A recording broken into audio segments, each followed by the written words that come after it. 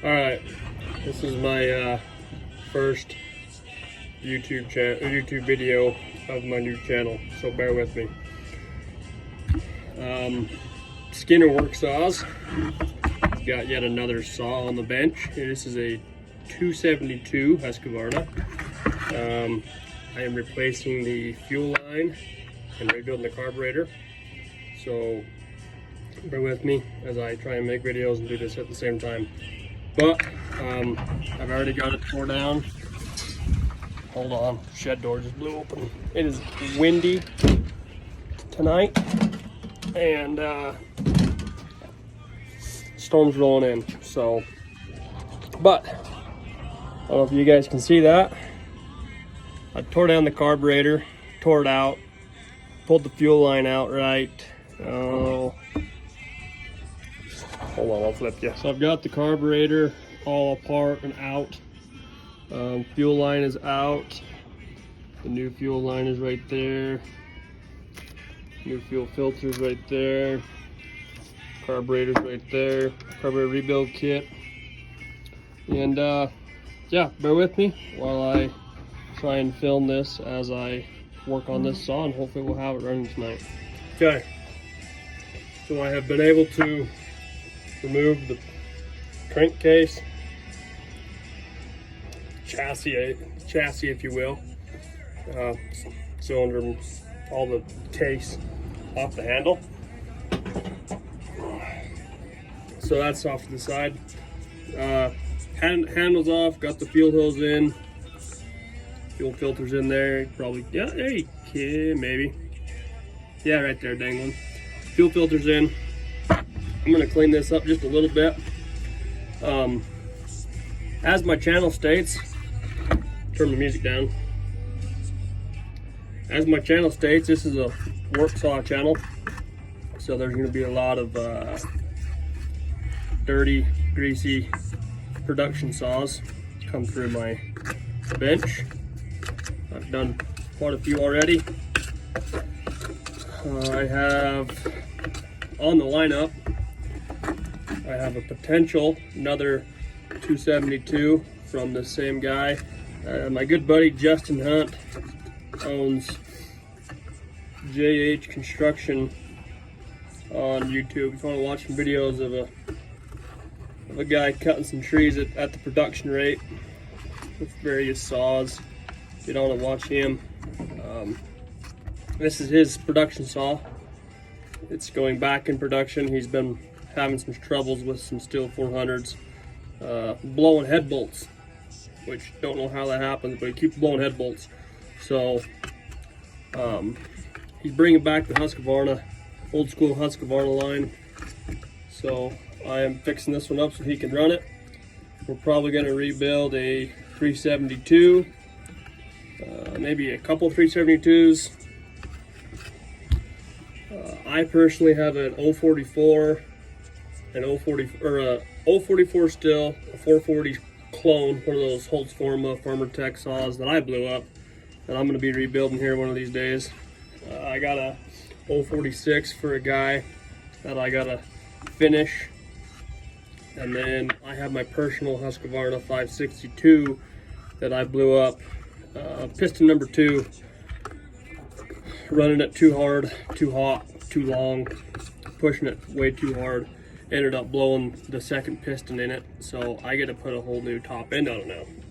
So there's a handful of saws lined up for you if you care to watch a guy work on old power saws, old production work saws. And here and there I will also do other stuff for people. I built a 390 for a friend, a steel 390. Rebuilt that for him. So there's a lot of lineup coming that I know of, and then obviously there's going to be the other stuff that's unexpected. But I'm going to blow these little pieces off. Put this back on the chassis. It was 4 bolts, 2 here, 1 here, 1 here. I guess there's more than 4. There's 5, and then the 2 wrap handle bolts, but there's 5 on the tank and then the 2 on the, I probably didn't need to pull the one off the handle, never mind. 5 on the tank that I pulled in order to get this off the chassis so I could get this fuel line in. So I'll blow that off, put it back on, put it back together, and then we can rebuild the carburetor, and then hopefully we can fire it up and see if it runs. See if it idles. It runs. The saw runs. So don't get me wrong. I'm just fixing it so that it operates. It just wouldn't run right, wouldn't hold the tune.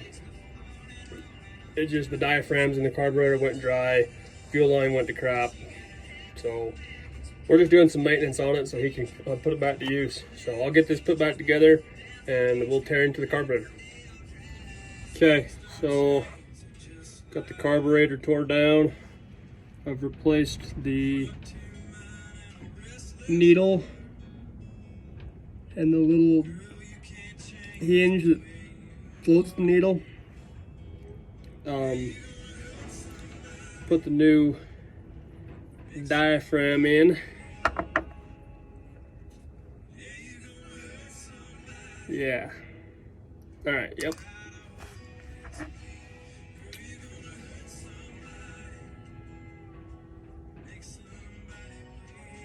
New diaphragm right there. I don't know how many of you have rebuilt carburetors.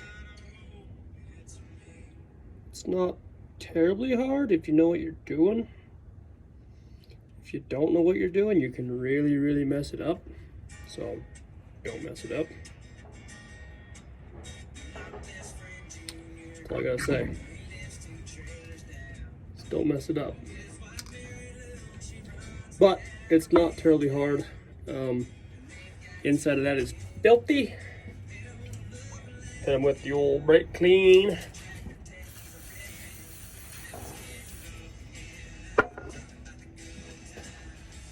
Grab a paper towel.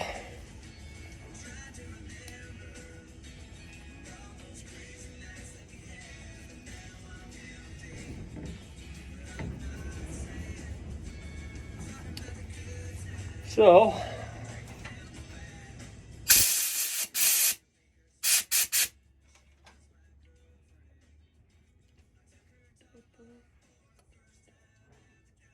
I'll continue putting this back together, turn you back on when I get the next side going. That way you're not sitting here watching me fumble little tiny parts.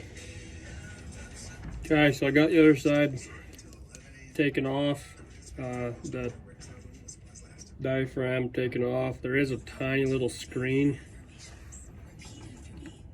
Don't know how well you can see that, but there's a tiny mesh screen that goes down inside there. You gotta get that in there. You gotta get it in there. So you got the diaphragm on. So now I'm gonna put the new diaphragm on right here, along with the new gasket.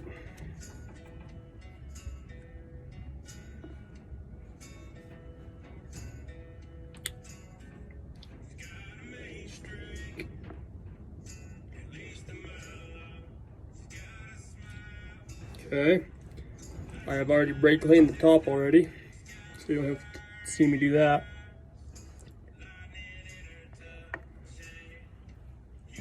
Put that on.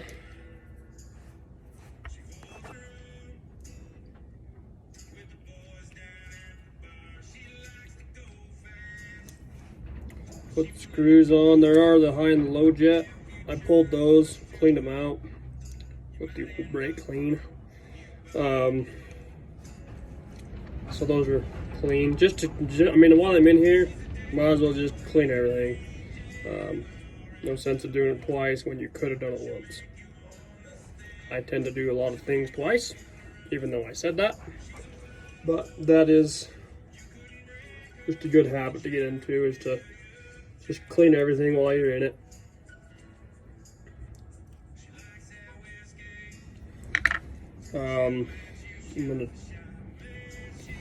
There's a little circlip I gotta put on. I found one off an extra carburetor I had.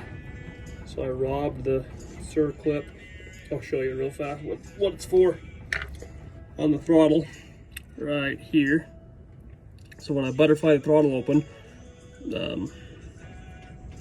like this, how it's ripping, you know, this little post, I'll watch it, sucks into the carburetor. I don't know how well my phone will clear up.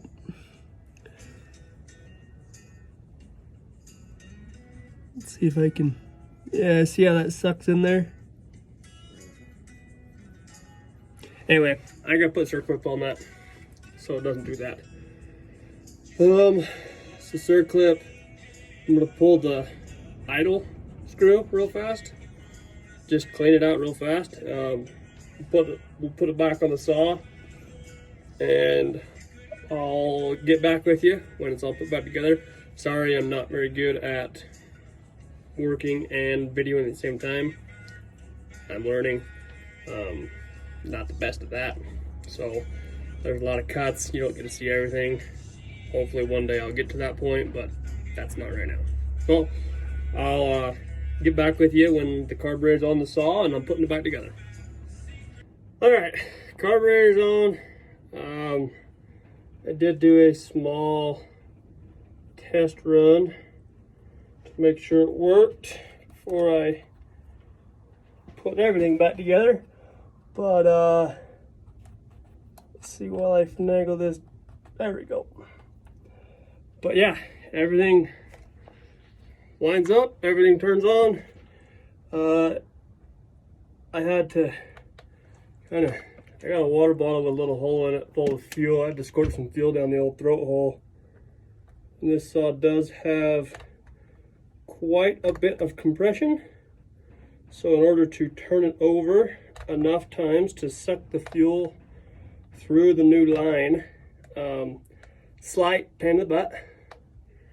I am sweating, as Bo Rat would say, or whatever that his name is. Bo Rat. Yeah, I worked up a little bit of a sweat tonight. It was, I'll show you when I get this cover on just how much compression this saw has. It's pretty impressive. It's old enough that it doesn't have a decomp button. Not that I would use it if it had one. I generally delete those. I buy those plugs. I've noticed I say a lot in these videos. I'm trying to learn how to talk on the videos, but see? No, I buy those decomp plugs and plug most of my decomp buttons.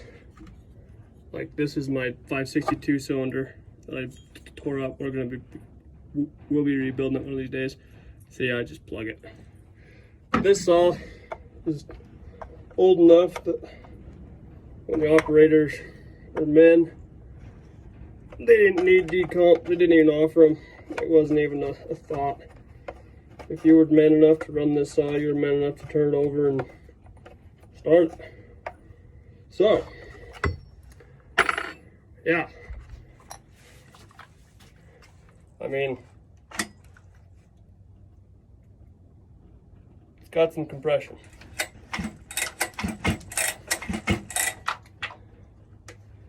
Make sure it's on. These 272s, these 2 series, before they came out with the carburetor technology to have the high idle, got this little trigger lock. I didn't know this until the other day when my buddy showed me the trigger lock.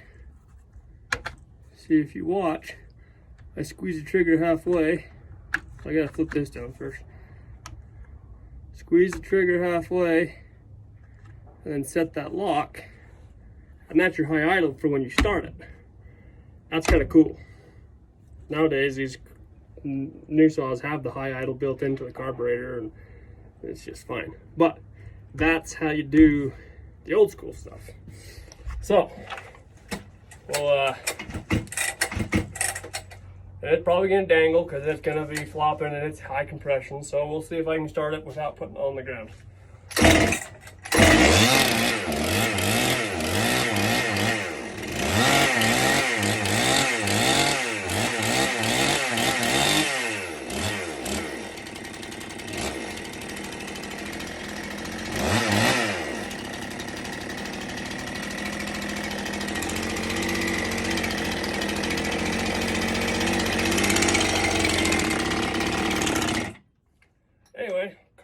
needs some tuning.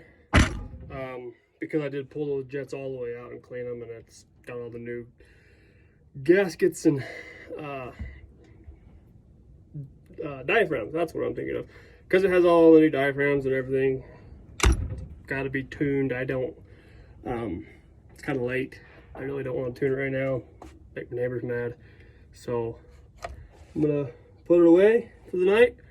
And thanks for joining me on my very first YouTube video on Skinner work saws.